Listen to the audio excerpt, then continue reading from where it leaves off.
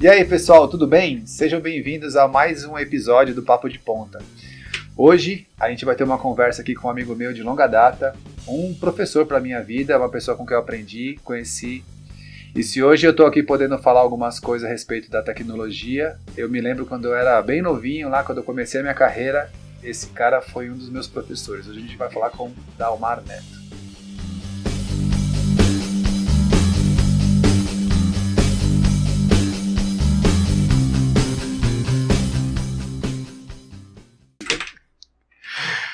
E aí, esse você corta. Ai.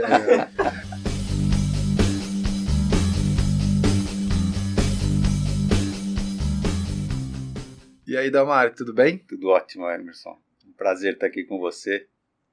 Faz um tempão que a gente não se vê pessoalmente, né? Nossa verdade. Senhora.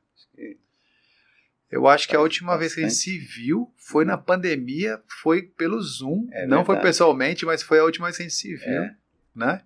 É mesmo. E é engraçado que eu até comentei com você, eu vou repetir para poder ficar mais alinhado.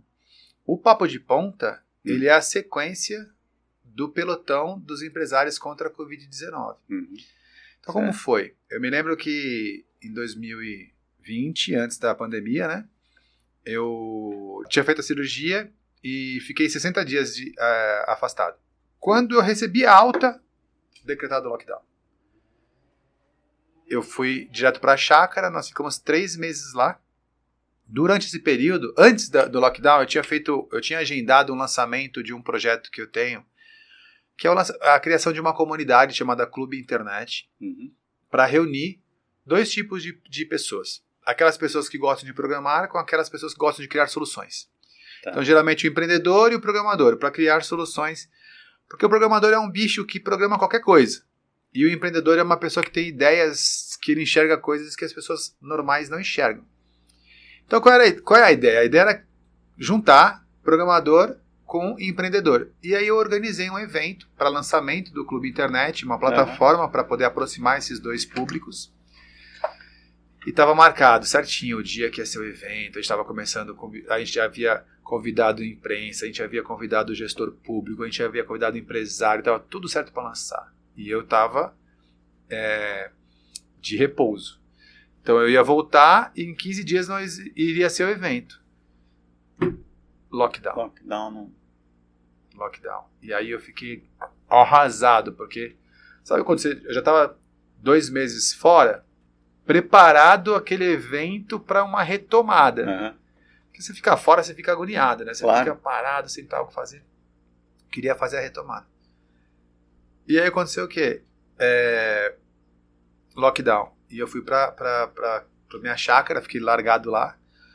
Aí um amigo meu, empresário, falou: Emerson, não é hora de recuar, agora é que é hora de atacar, reorganiza esse negócio. Não vai dar para fazer o clube agora, mas agora é que os empresários estão precisando se organizar. Aí eu falei, cara, mas como eu vou fazer? Aí nasceu o pelotão de empresários contra a Covid-19. Aí eu dei entrevista para a Band. Foi legal, eu achei que foi Nossa. Não participei de muitas sessões, mas eu participei de algumas e achei assim que eram muito interessantes. Inclusive tinha sua filha.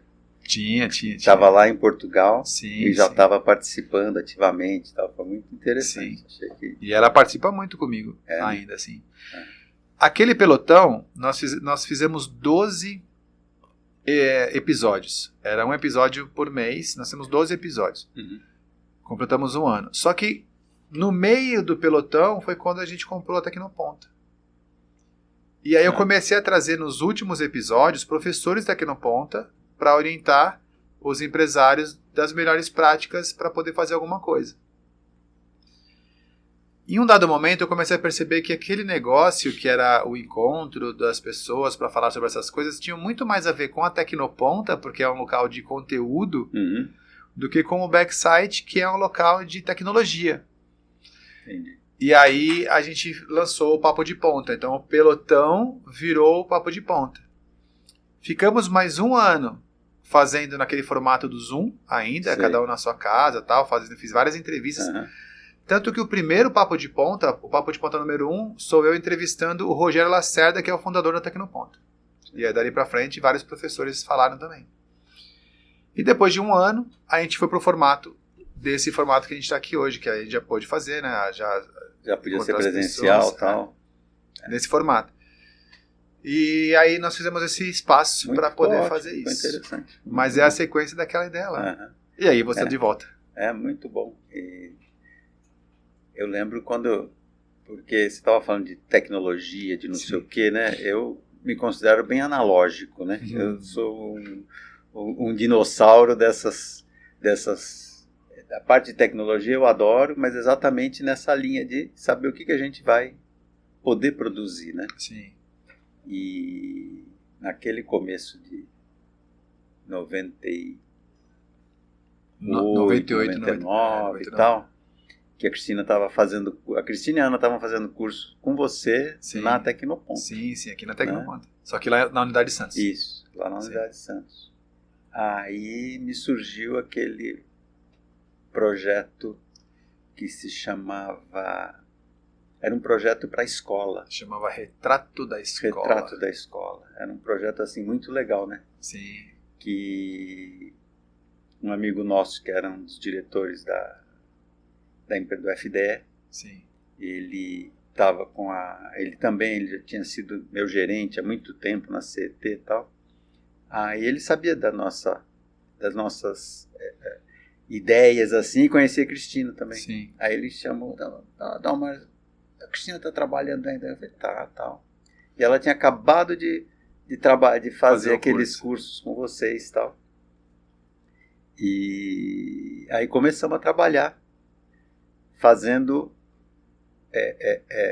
coisa pela internet mesmo. Sim. Tudo um processo com um sistema que todas as escolas tinham acesso, todas as diretoras de escola tinham, e foi racionalizar exatamente esse gasto de material, porque tinha escola que tinha carteira sobrando, o cara não sabia o que tinha, o que não tinha, e curso para habilitação e tal. Eu achei que foi uma época muito interessante. Foram 2 projetos. Um projeto chamava Retrato da Escola, que era um inventário, e o outro chamava PI, que era Projeto de Investimento. Eram esses 2. Tá. Aí, em um, eles informavam o que eles precisavam, eles faziam um inventário, e no outro eles pediam o investimento. E aí o sistema cruzava essas informações para eles poderem fazer isso aí. Porque agora está lembrando que eles tinham um padrão. Sim. Escola padrão 5 é 20 mil carteiras, escola padrão não sei o que é 10 mil carteiras e tal. E aí, só que tinha escola que conservava mais, que os alunos eram mais comportadios. E realmente foi exatamente o dinamismo da informação, né? Eu me lembro dessa época, porque assim, sabe que eu faço isso até hoje. No Backsite a gente faz isso praticamente para todos os nossos clientes. É meio que um padrão. Naquela época foi muito inovador. Porque assim, quando você cria uma plataforma digital, seja ela qual for, você tem que ter 2 lados, né? Você tem lá o fornecedor e você tem lá o consumidor daquela plataforma. Vamos pensar no Uber. Tem o motorista e tem o passageiro. Pensa no Airbnb, tem lá o anfitrião e tem o hóspede. Toda plataforma tem sempre esses 2 lados. E o governo, naquela época, na Secretaria da Educação, o que eles fizeram? Eles criaram uma plataforma, foi isso que a gente acabou fazendo, que de um lado tinha o gestor público e de outro lado tinha também o gestor público, mas o pessoal mesmo que consumia lá a escola. A operação e o gestor mesmo, né, basicamente. A escola seria uma unidade operacional. Então ficava, aquilo ali já tinha esse jeitão. Esse cara, de alguma forma, ele gerava a demanda e daqui você fazia a oferta, né? Você conseguia controlar através daquela plataforma. Hoje, a gente ainda faz isso para a Secretaria de Turismo. Por exemplo, tem lá um inventário do turismo, mesma coisa. Os municípios vão lá e mesma coisa. Só que no turismo eles fazem o inventário, que é um projeto chamado Inventário do Turismo. Sim. E eles têm o DAD, que é onde faz o repasse das informações. É exatamente a mesma coisa que nós fizemos 20 anos atrás. Legal.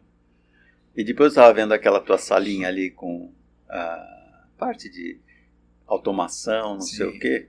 Nessa época, a gente não fez com você, mas a gente tinha o pessoal que fazia a parte de instalação de TI da gente, lá do escritório. E aí fizemos um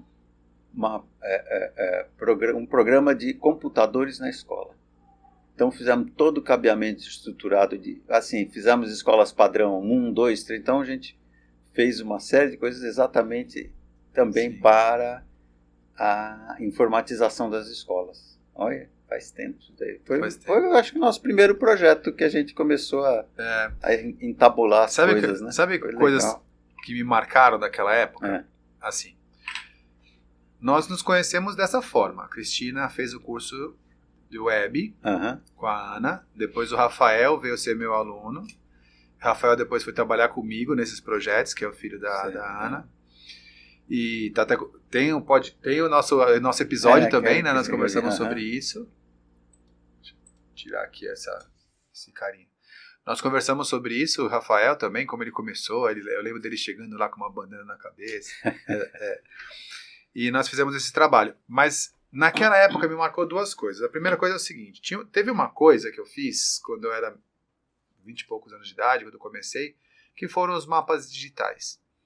E aquilo eu me lembro que nós nos conhecemos por conta da Secretaria da Educação, mas quando você viu os mapas digitais, eu me lembro da sensação do lado de cá, de um jovem, vendo uma pessoa que tinha sucesso na projeção que eu enxergava, o olhar para cima daquilo como diz assim: isso é bom. Isso é bom, sabe? E era bom mesmo. Aquele negócio, eu falei assim, eu não tinha noção da dimensão do que eu havia construído naquela ocasião.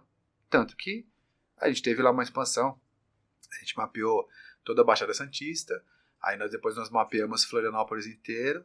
Dali para frente eu mapeei toda Brasília e o Distrito Federal em outros projetos e mapeei o Estado de São Paulo inteiro, com outros parceiros. Então eu percebi que ali que eu tinha feito uma coisa que realmente tinha valor, foi da forma com que você olhou. E não porque você olhou e olhou para mim. Foi da forma com que você olhou e olhou pro Mauro. Sabe? Eu falei assim, tem coisa aqui dentro. Eu não sei o que é, mas tem coisa aqui. Eu me lembro daquela sensação. Isso me marcou muito. Uma vez nós fomos fazer a gente foi almoçar. Isso foi bem legal também. Uma história muito engraçada. Eu e meu irmão, a gente foi almoçar com você e com o Mauro no Shopping Morumbi. E aí a gente conversou sobre várias coisas. Você trouxe para mim um GPS da Garmin. Lembra? Lembro. Tá certo. Lembra que você trouxe para mim um GPS da Garmin? Você foi para os Estados Unidos e trouxe um GPS, porque os nossos mapas não seguiam coordenadas geográficas. Eles existiam, mas eles não tinham... Eles estavam fora das coordenadas. Aí você trouxe para mim um GPS da Garmin, que era de barco, que não existia isso em carro ainda. E com aquele GPS a gente começou a calibrar os mapas para eles ficarem com latitude e longitude correta. Daí para frente a gente fez um monte de coisa. Naquela reunião, eu me lembro que nós conversamos, tal, você me entregou o GPS, e aí você olhou para o Mauro, isso depois, que já tinha percebido, você olhou para o Mauro e falou assim: quantos anos vocês têm? Aí eu acho que eu tinha 24 anos, meu irmão tinha 27. Aí você olhou pro Mauro e falou 24 e 27. Imagina onde eles vão chegar. Mas Aí, assim, aquelas coisas me davam... assim, falei, cara, tem alguma coisa aí. Graças a Deus, aquele mapa foi o mapa que fez a minha empresa se tornar do que ela foi e depois fez ela poder... A gente está aqui na Tecnoponta no outro, imagina. Ela era professora da Tecnoponta, foi aluno. Para chegar foi aquele desenhozinho lá. E fez a gente desenvolver vários projetos. Era um projeto de gerenciamento de obras que a gente enxergou lá. Aquele projeto de condição de trânsito que hoje o Waze faz aí, que o pessoal usa o Waze, né? Sim. Mas você vê, lá em Florianópolis era o NetTrans. NetTrans, é verdade, NetTrans, do IPUF, né? Do IPUF. Sabe que depois que acabou aquele projeto, o IPUF ficou sendo nosso cliente durante muito tempo ainda. Porque eles fizeram um contrato só para poder fazer a manutenção, porque vira e mexe dava algum problema lá, tinha que resolver. Aí eu me lembro que tinha ido para lá umas 2 ou 3 vezes, eles pagavam assim umas coisas avulsas. Com que avião? Sozinho? Sem dar mão para ninguém? Essa é uma história que tem que ser contada aqui também. Eu morria, vou contar pro Vander, quebrando a quarta parede aqui, o pessoal de casa vai escutar isso aqui. Eu morria não gosto de andar de avião. Mas hoje eu já sou mais assim, já me acostumei, mas eu morria de medo de andar de avião. De voar, né? Morria de medo. E o Dalmar, que no começo eu tinha que voar por conta dos projetos da MDN, porque era lá em Florianópolis. Né? Então, a gente ia para Florianópolis. E aí uma vez eu me lembro que eu tinha medo, né? E aí o Mauro parou na frente do avião assim, me segurou e falou: olha esta máquina. Aí eu olhei, mas eu olhava, eu achava ela horrorosa. Eu não enxergava aquilo como bonito, não tinha jeito, né? Aí ele: olha essa máquina. Aí eu olhei: ela não é linda? Aí eu falei: é linda. Aí ele falou assim: você tem que pensar o seguinte, se cair, não é seu mesmo. Eu me lembro toda vez isso, cara, que ele falando nesse negócio, aí a gente correndo, me marcou porque todas as vezes que eu vou entrar no avião, eu olho pro avião, eu lembro dessa brincadeira. Foi bem engraçado. A gente fez um negócio, tinha um software que era francês, que era o Ramses, que o software se conectava. Eu acho que a gente criou, Dalmar, eu já falei nessa mesa aqui com muitas pessoas que participaram dessas criações, de outras coisas similares, que foi tudo nessa época do ano 2000. Uhum. Eu acho que se nós estivéssemos no Vale do Silício, a gente tinha estourado. Tem um grupinho de pessoas que criaram coisas muito legais. Naquela época, foi no ano 2000, nós criamos, 2000, 2001, foi nessa época aí. Uhum. O Ramses, ele tomava a decisão em tornar o trânsito inteligente com base na informação dos laços detetores que ficavam no chão do trânsito lá de Florianópolis. Isso. Então os carros passavam por aquele sistema de detecção, né? Automaticamente o Ramses entendia aquilo e tomava a decisão se dava mais verde, mais vermelho, mais verde, mais vermelho. Até aí, um processo de automação. Nós conectamos o nosso sistema, que era o eSolution, no Ramses, para oferecer essa informação em tempo real na internet. Que aí era a internet das coisas acontecendo. E dava a condição de trânsito instantâneo, verde, amarelinho, vermelhinho lá, o tipo de como é que estava o trânsito, se estava lento ou coisa, por trecho, era muito bom. O Waze faz isso hoje. Ele pega essas informações com base em... O Waze ele já tem eles chamam de Probe Detection, né? Que é o carro que dá a informação, né? O veículo que está na pista dá a informação. Ele não tem o sistema estático, né? Sim, mas na época celular praticamente... Sim, agora está mais fácil de ter acesso a essa informação. Mas você deve lembrar que a gente fez um protótipo naquele quadrilátero aqui em São Paulo, que a gente ia pegar pelos tags, lembra? Exatamente. Que já seria mais preciso do que aquele formato que estava lá. Só que parou justamente pela falta de autorização de uso das informações do tag que não pertenciam ao projeto, porque os tags pertenciam às pessoas e pelo simples... você tinha que ter a questão da lei de proteção de dados. Já na época já existia aquela preocupação. Isso. Né? Hoje é recente essa lei. Né? A lei é recente, a preocupação a gente já tinha. Pois é. Na verdade, esse projeto ficou meio que suspenso por conta do medo, porque já tinha... Porque assim, a lei é um registro de uma demanda social.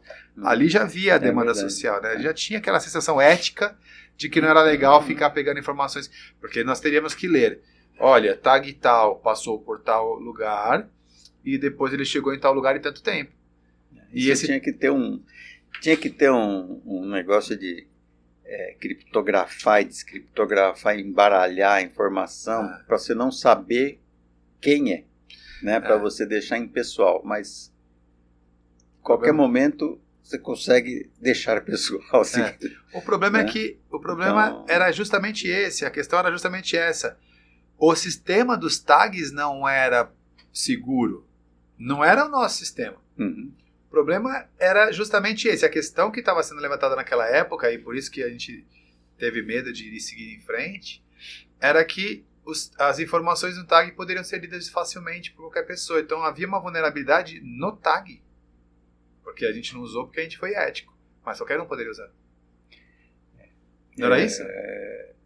Mais ou menos, porque você tinha só uma antena específica que lê, é cara, antena, né? E o projeto, ele no fim, ele evoluiu muito. Não aqui em São Paulo. Em termos de projeto piloto, ele ficou restrito na época, mas ele evoluiu muito em termos de fazer uma coisa nacional, que era porque ele começou para a gente controlar o rodízio. Sim. Hoje em dia controla o rodízio com o radar. Sim. Ele lê a placa do mesmo jeito, ele lê a placa do carro com a câmera. E tchau e benção, né? Ele já era. Você já foi multado com rodízio também, várias vezes, tal. Sim, então somos. Não tem jeito, né? Às vezes tem uma emergência para sair, você sai e pronto. Mas ele se tornou um projeto nacional. Sim. Que eles chamavam de placa eletrônica. Então todos os carros teriam que ter um tag quando fosse licenciado, que seria um único cadastro de veículo, né? Então ele teria um cadastro unificado no Brasil. Hoje em dia já se avançou com esse negócio de Renavan, mas o Renavan está numa base aí evoluída, mas na época lá não era unificado, 2000 e pouco, 2004, acho, sei lá.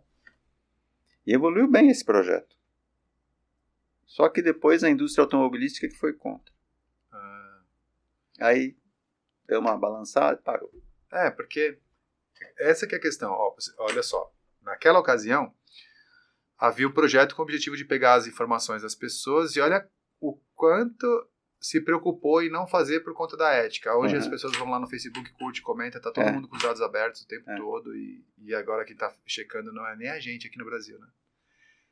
Todo mundo sabe. O Facebook sabe o que você vai comprar daqui a um mês. Não é o que você comprou, sabia disso? Ele faz o teu histórico de comportamento e já... porque assim, ele imagina assim, pessoas iguais ao Dalmar, geralmente quando começam a clicar nesse tipo de link, é porque estão procurando esse tipo de produto e compram em tanto tempo. Ele sabe já pelo seu comportamento agora o que vai acontecer. Então, se eu for vender um produto que você estiver disposto a comprar, ele já fala, vou te entregar para o Dalmar, que o Dalmar está na hora de compra disso. Por isso que, você vê, e pergunta se eles estão preocupados com a ética das informações que estão para lá e para cá. Nada, não estão nada. É diferente. Dalmar, deixa eu fazer algumas perguntas para você, até para você poder falar mais um pouco sobre o pessoal conhecer mais você. Você é engenheiro, arquiteto, engenheiro, né, Dalmar? Sou engenheiro civil. Engenheiro civil. E da onde e você começou? Vamos falar. Você sempre esteve na MDN? Não, comecei a minha vida profissional em termos de se dedicar a essa parte de engenharia de tráfego, né? Na escola eu sempre quis trabalhar com rodovia, com coisa desse tipo. Sim. Aí, logo que me formei, eu trabalhava em construtora. Aí surgiu a oportunidade de trabalhar no trânsito. Uma amiga minha que tinha estudado comigo falou, eu vou me inscrever lá para trabalhar na área de trânsito em São Paulo. Eu falei, vou lá ver também. Aí fui lá com ela, fizemos uma inscrição, chamaram a gente e no fim fomos começar a trabalhar, que era em 1976, isso daí. Para começar a trabalhar para o metrô de São Paulo, na área de engenharia de tráfego. Porque o metrô tinha muita obra, tinha muito desvio de tráfego e tal, então eles precisavam formar gente para isso. E na época tinha um dos diretores do metrô, era o Roberto Scaringella, ele já tinha essa ideia de que precisava ter engenharia na área de trânsito e não só operação, só guarda tocando trânsito e tal. Então fizemos curso lá, até fui bem no curso, etc. Me destaquei também.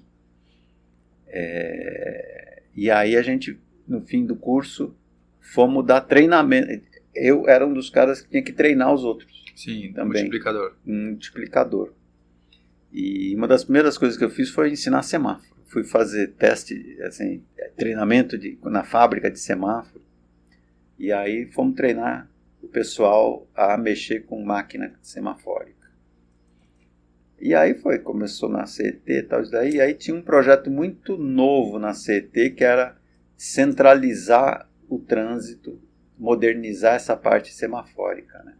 Isso a gente trabalhando no metrô ainda. A gente era contratado do metrô. Aí chegou um ano depois, início de 77, foi inaugurada a CET. E o Roberto Scaringella foi o primeiro presidente da CET.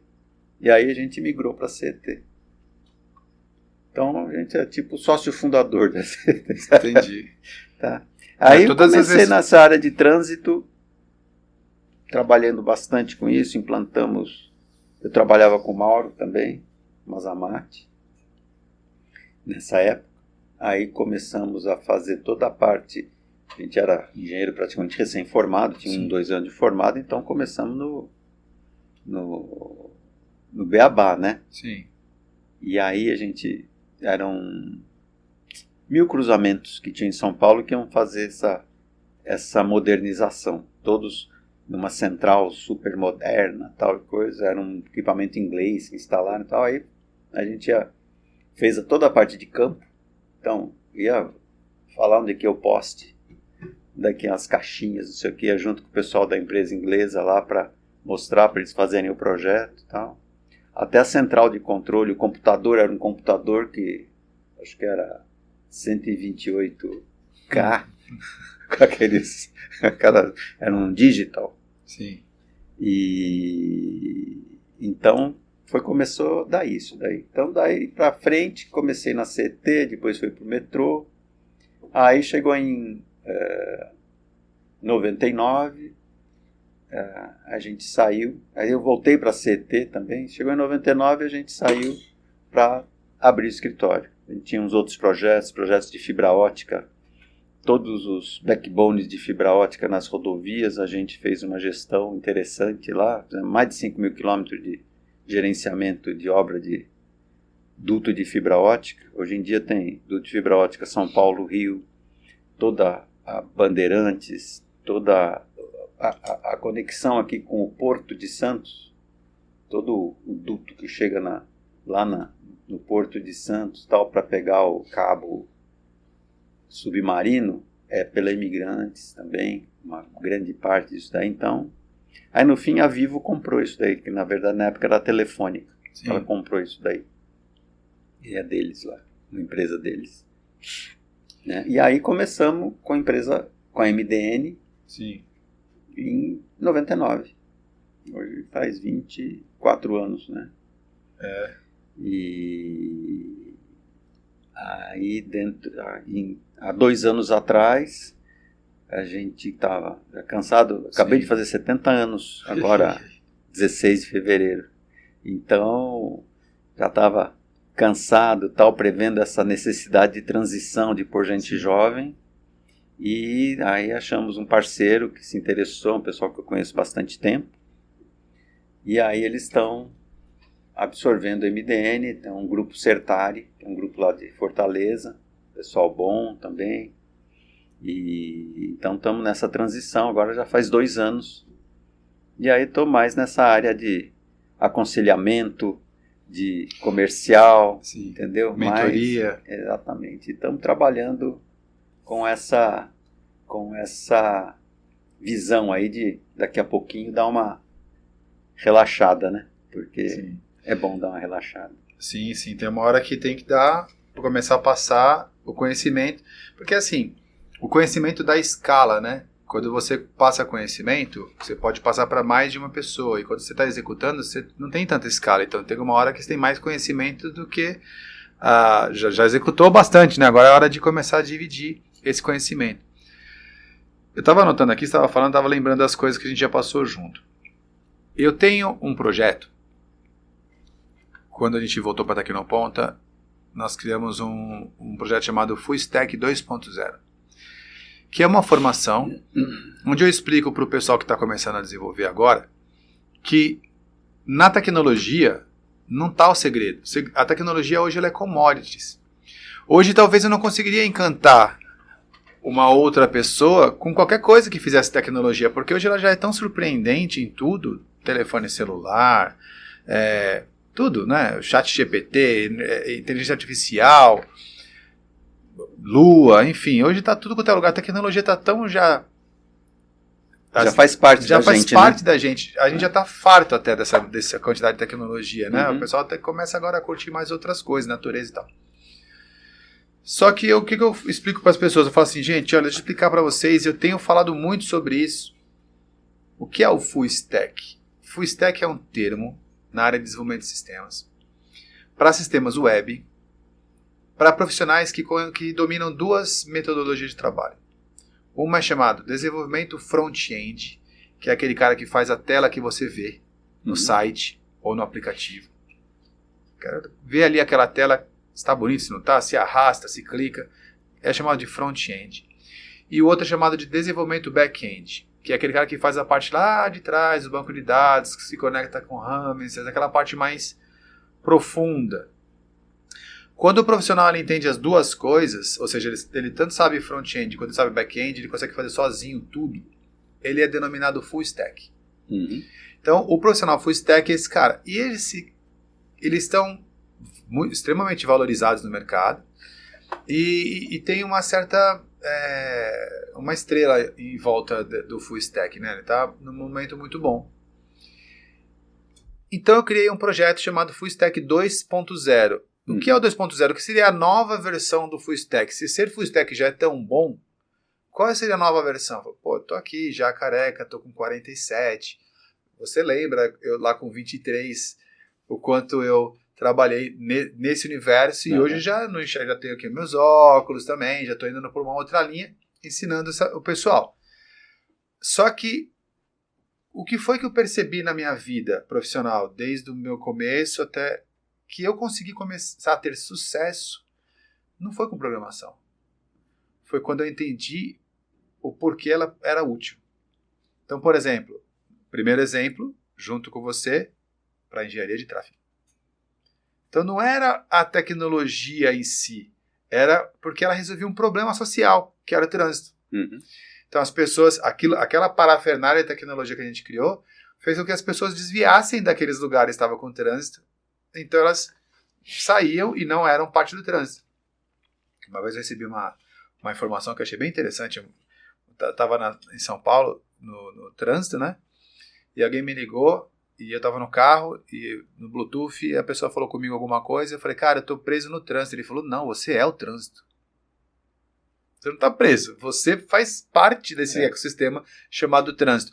Se você não tivesse aí e as pessoas também iguais a você não tivessem aí, não estaria trânsito. E me deu uma bronca. E era mais ou menos isso. A gente fazia isso há 20 anos atrás. O cara podia olhar antes de sair de casa, porque não tinha telefone. Uhum. Ah, tá trânsito nessa avenida. Então eu não vou ser trânsito. Não vou contribuir para piorar essa situação. E ele ia por outro caminho. Então aquela parafernália resolvia um problema. Certo. Não tinha a ver com o código. Tinha a ver... é que eu lembro assim, quando os meninos eram pequenos, eles iam pro... Tinha sempre... Ou eu pegava eles no final do dia para ir para casa, ou tinha um pai de uma amiga deles lá que morava perto de casa, pegava eles para ir para casa. E a gente morava longe, morava no Morumbi. E o negócio era aqui, Cerqueira César, né? E eu pegava eles, eu sempre fazia caminho alternativo, que estava no trânsito. Eu sempre fazia caminho alternativo. E aí a gente chegava, eu via que estava isso, ia por ali, eu era o meu Waze. Sim. Né? Aí o pai da menina, ele, não, era sempre a rota do trânsito. Sim. Os meninos olhavam, eles sempre falavam, pai, eu não sei porque o tio vai sempre pelo trânsito. É isso aí. Ele Exatamente, era o trânsito. Ele era o trânsito. Ele era o trânsito. Eram Ele pessoas iguais a ele que faziam aquilo acontecer. Exatamente. Então, o que acontece? Aí eu comecei a explicar para o pessoal, por exemplo, hoje você dominar a tecnologia é meio que obrigação, principalmente para os mais novos. Não é uma questão de, olha que interessante. Aquele olhar que a gente comentou no começo, você falou assim, que você olhava e falava, você já mexe nesse nível com essa tecnologia, hoje já não espanta mais. Eu falo, não, você tem a obrigação de saber isso aqui.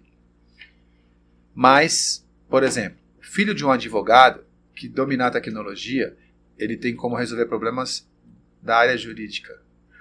Um filho de um marceneiro que souber tecnologia tem como resolver problemas ali daquela indústria familiar. Se você focar no problema, para resolver o problema, você tem um outro olhar em cima da tecnologia. E isso que eu chamo de 2.0. E eu me lembro de... Eu tô aqui buscando coisas do nosso... Vou te contar uma história interessante. Quando a gente mudou para o Guarujá, a Cristina fez um sistema lá para a loja. Sabe onde é que foi parar esse sistema com a Ana? Numa fazenda do Pelé, se não me engano. Para vender, para cuidar de gado, não sei o que, etc. Que ela olhou aquilo lá, viu o cliente potencial e pegou o conhecimento dela e falou, isso serve para isso. Cris, faz assim, que isso aquele cara vai ser bom. Então. Foi trabalhar de loja para fazenda, a mesma coisa. Mesma coisa. A Cristina me ensinou recursividade. Quando ela me ensinou como faz algoritmo de recursividade, ela me ensinou no caneta, no papel, assim, foi. Ela sentou comigo e me explicou como faz recursividade no papel. E eu me lembro, você me explicando sobre gestão de projetos, para a gente poder fazer a primeira intranet nossa, gerenciamento de projetos. E você começou a me mostrar aquilo ali, e você me explicava, e eu olhava e perguntava, aí você falava, você parou uma vez e falou assim, Emerson, você já pensou em contratar uma consultoria de gestão de projetos para poder você fazer softwares que tem mais a ver com essa área? E eu ficava assim e tal, e você me deu um livro do Falcone, Gerenciamento pelas Diretrizes. Uhum. Um livro capa dura do Falcone, está lá na minha casa até hoje. Se pegar imagens minhas fazendo plantão, que eu faço toda quarta-feira, tem o livro do Falcone aqui, na minha imagem. E aquele livro do Falcone que falava sobre gerenciamento pelas diretrizes foi o primeiro livro que eu recebi da área de gestão. Eu era o cara de TI. Depois daquele eu tenho acho que eu tenho uns 4 livros do Falcone. Aquilo me interessou demais. Aí foi por conta disso que eu fui para a faculdade de administração. Hoje eu sou bacharel em administração, pós-graduado em gestão pública, pós-graduado em gestão de negócios de ensino à distância e pós-graduado em marketing. Mas nasceu daquela... Você já pensou em contratar para você entender melhor como é que faz isso? E se você for olhar todos os nossos encontros aqui, a gente fala justamente sobre isso. Sobre a importância da pessoa saber como a coisa é feita nas melhores práticas, na caneta.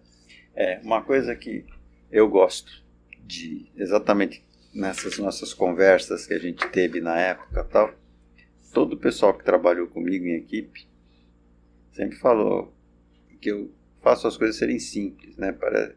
Porque você ser o rebuscado, você ser o complicado para explicar, para mostrar como é que é, você primeiro não se faz entender. Sim. Né? E depois que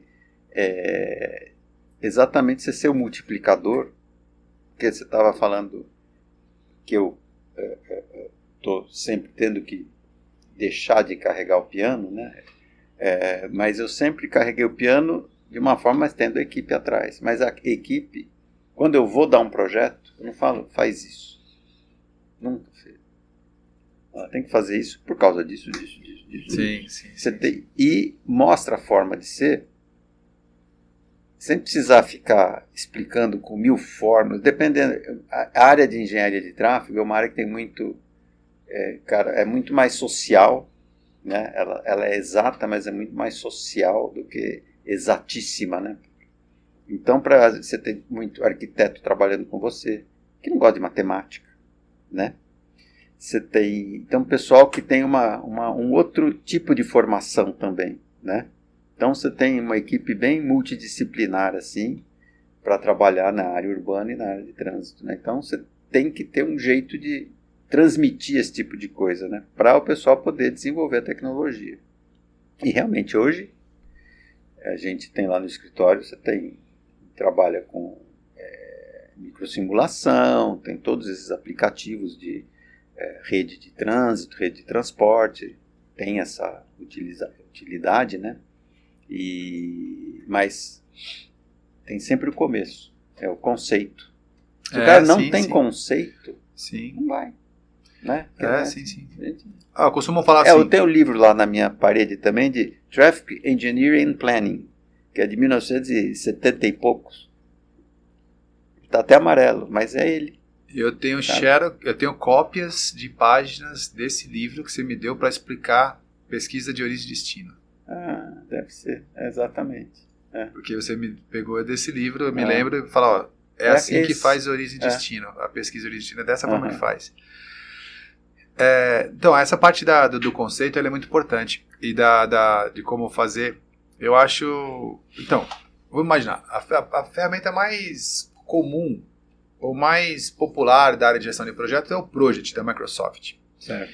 Dentro do Project da Microsoft existe um gráfico, um diagrama chamado diagrama de Gantt. Sim. Gantt não trabalhou na Microsoft. É disso que nós estamos falando. Então, a Microsoft, que é a Microsoft, quando foi fazer um software de gestão de projeto, o que ele fez?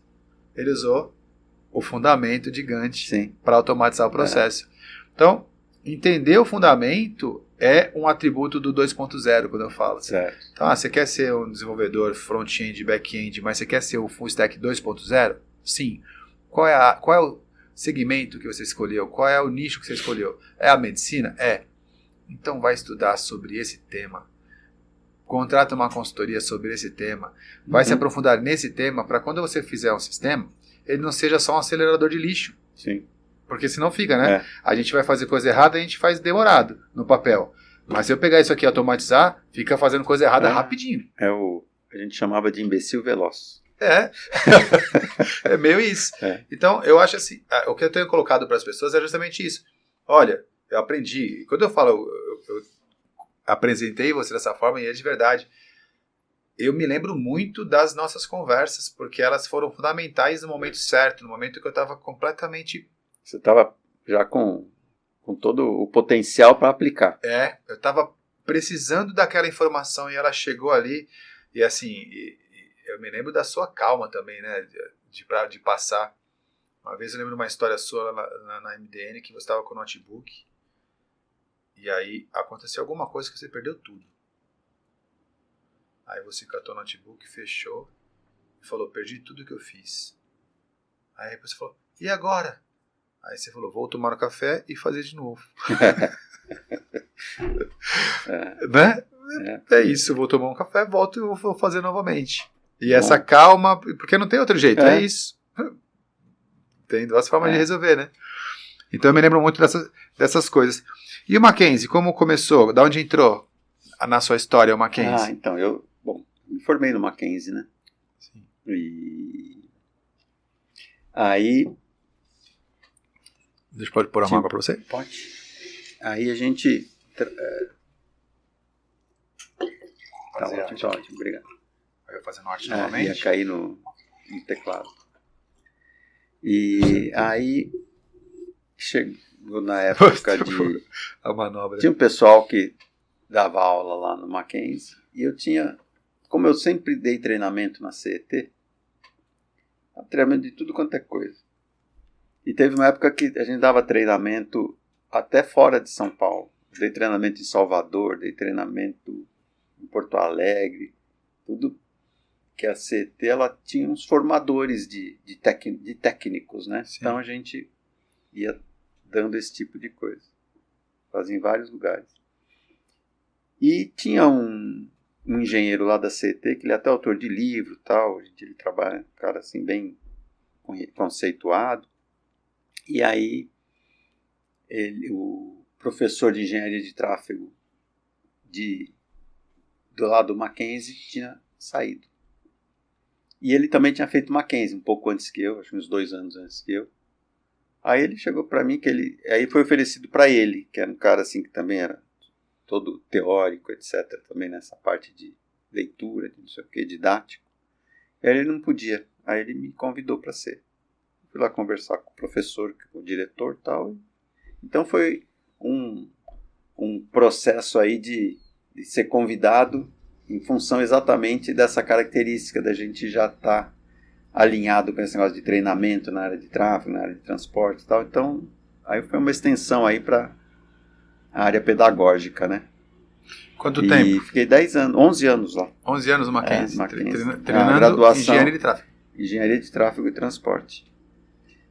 Era complicado, porque naquela época, eu não sei hoje em dia como é que é a grade curricular, mas era curso anual, não era semestral. Uhum.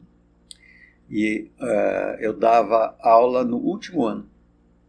Então, as pessoas, os meninos lá que estavam chegando, muitos de construtora, muitos já trabalhando. Então, eu dava aula 3 noites por semana. Uma aula de exercício, outra de teoria.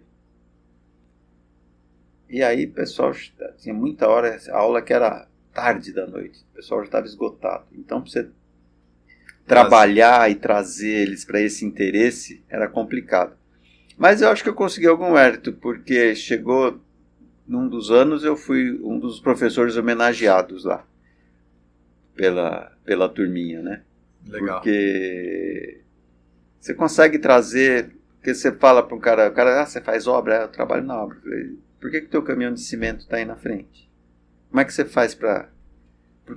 que hora você vai pôr ele? Por que você vai pôr ele? Sabe o que vai acontecer com o trânsito? Então vamos pensar o que vai acontecer com o trânsito, com o teu caminhão de betoneira aí na frente. E assim por diante. Quando é que a gente vai desviar uma obra, etc. Então tentava trazer o interesse para eles. Ou, no primeiro dia de aula, eu mostrava umas placas de trânsito, o cara chegava e falava, você já viu? O que significa isso? Ninguém sabia. Mas você não dirige? Dirige. Então. Você não fez autoescola?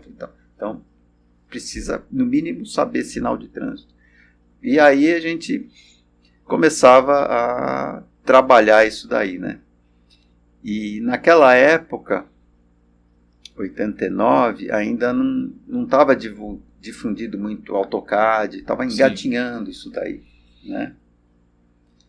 Na época, 90, 91, que começou a ter mais AutoCAD e tal. Então, nessa época daí, eu não tinha muito como desenvolver projeto lá. Era tudo meio na prancheta que o pessoal fazia, esse tipo de coisa, né? Não tinha muita... Apesar do escritório que eu trabalhava, o pessoal já estava com AutoCAD. Sim. Chegou em 94, eu voltei para a CET de novo. E aí eu comecei na CT, era tudo na mão. Aí o escritório que eu trabalhava tinha CAD. Aí eu chamei os meninos do escritório, 2 caras que eram projetistas lá, falei, vocês vão dar aula para esses meus meninos da CT. Não, mas eu falei, nós vamos usar CAD aqui, eu só quero projeto com CAD aqui. Não tem acordo. Aí demos treinamento. Tudo na raça, porque era tudo com verba pessoal, vamos dizer assim. Tá? Não tinha nada, mas exatamente para formar essa parte de tecnologia. Sabe que o meu irmão... Mas eu não entendo absolutamente nada de CAD. Eu abro um CAD para ver desenho, eu não sei fazer um risco com CAD. Eu sou um analfabeto desse tipo de coisa aí. Eu sei mandar fazer. Eu olho o projeto, mando fazer, e tem que ser. Hoje em dia é BIM, né? Isso que eu ia falar. Sabe que o meu irmão, ele é o professor de BIM aqui na Tecnoponto. Eu vou te mandar depois o episódio da gente conversando, que ele tem imagens que passou aqui da prancheta, do CAD e do BIM, que se usa o Revit. É uma das ferramentas que se usa para poder fazer com o BIM, é o Revit e o Project, né? É a integração ali, que são tem o 3D, 4D, 5D, vai até 10D, das dimensões do BIM. E aqui na Tecnoponto a gente tem todos esses treinamentos, SketchUp, Revit, CAD, tem tudo aqui. E é o meu irmão que dá aula aqui há 20 anos, desde a época que nós trabalhamos juntos. Ele foi para uma outra linha, né? Eu continuei na tecnologia. Mas ele sempre trabalhou nessa área de CAD e tal, né? Ele sempre foi eu fiz os mapas digitais porque eu era o cara da web e ele era o cara do CAD. Foi daí que veio o nosso trabalho. Foi daí que começou. Mas até hoje, é a mesma coisa. Eu ainda sou aqui o cara da web, só que eu dei uma volta, saí, fiquei fora, voltei agora. E ele é o cara do CAD aqui. Eu vou te mandar o episódio da nossa conversa, legal. Ele mostra toda a história, a impressão 3D. Mas me parece que agora tem umas coisas assim que às vezes viram meio moda, né? Então, hoje em dia, tem muita gente que exige BIM para projeto, depende do projeto. Por exemplo, você foi para sinalização viária, Sim. você não tem dimensão. É complicadíssimo você fazer com BIM. E não traz nem ganho de produtividade. Então, tem umas coisas assim que meio que viram moda, viram exigência, porque acho que o gestor ouviu falar Sim. e nem sabe muito bem se a aplicação serve para tal coisa. Sim. O Anderson ele implementa o BIM em diversos lugares, trabalha com automação residencial hoje, dá aula no Tecnoponta e trabalhou muito tempo fazendo isso para a construtora. Ele sabe avaliar se vale a pena, se não vale a pena, porque realmente é um conceito o BIM, né? O BIM não é a ferramenta em si. Sim. A ferramenta é o Revit. E o Revit ele tem uma vantagem em relação ao AutoCAD, que ele me explicou aqui nessa mesa, foi o seguinte. Quando você desenha no AutoCAD uma parede, ela é um risco. Quando você desenha essa parede no SketchUp, ela tem uma aparência. Quando você desenha no Revit, ela é uma parede. Uhum. Então você fala qual é o material que vai e aí ela te dá o custo daquela parede. Então ela tem essa outra parada aí, né? Então você tem uma biblioteca preparada. Sim. É isso que eu queria chegar. Lá, a biblioteca... É tinta. É tinta. Entendeu? É uma tinta no piso. Entendeu? Sim, eu entendi. Então tem umas coisas que... Não faz sentido. Que são... A placa é uma placa. Senão você faz a placa. O poste, não sei o que, tal. A fundação da placa e tal. Mas é um processo assim que, de repente, para algumas aplicações ela pode não ser tão vantajosa, né? Sim.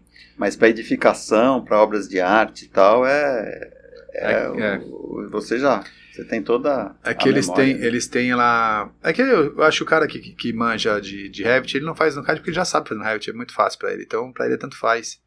Se vai usar todo o potencial ou não, é a mesma coisa, é meio que uma evolução, acho, natural. Da prancheta ele fala isso. Quando foi da prancheta para o CAD, também teve essa resistência. Agora é do CAD para o Revit. Então, é mais ou menos a mesma coisa que vai chegar lá no final.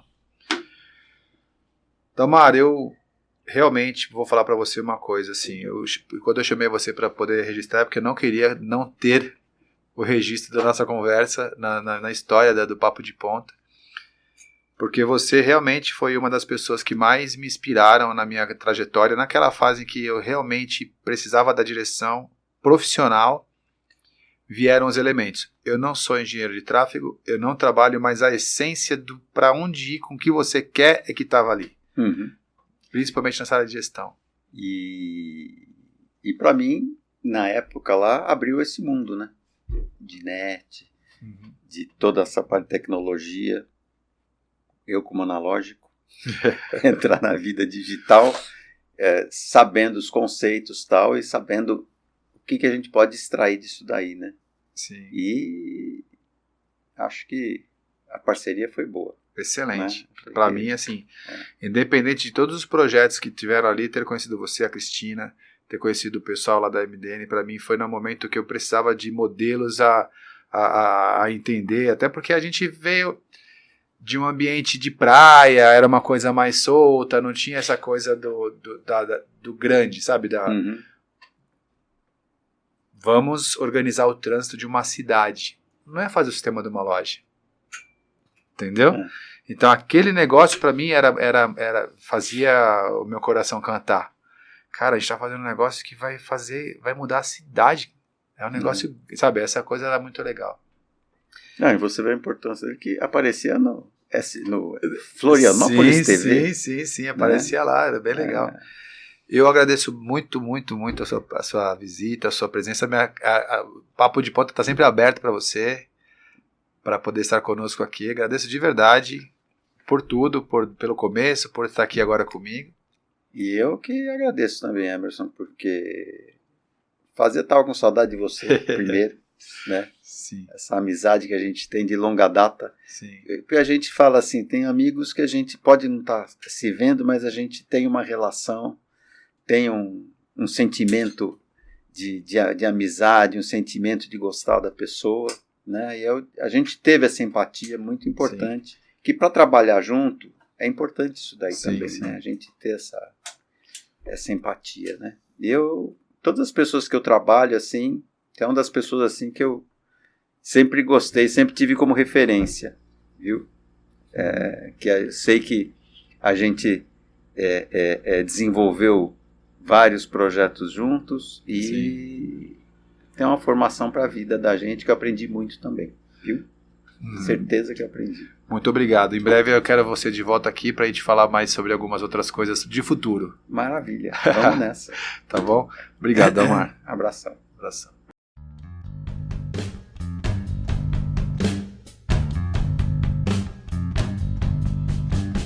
Bom, gente, é isso aí. Esse papo aqui é um papo que, se eu ficar conversando, eu tenho certeza que a gente fica o dia inteiro batendo papo.